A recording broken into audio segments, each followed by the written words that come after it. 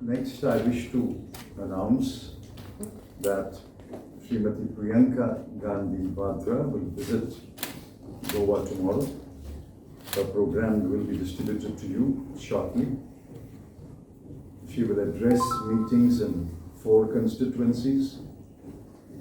She will do a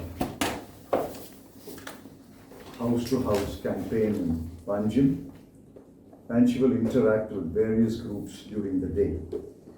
The 4 constituencies that she will visit and address meetings are Nuvem, Nevelin, Santa Cruz, and Kumbarjua. House-to-house campaign is in Panaji, and she will meet a number of groups of women and others at various points. The program is a 1-day program, and we request you to cover the program extensively.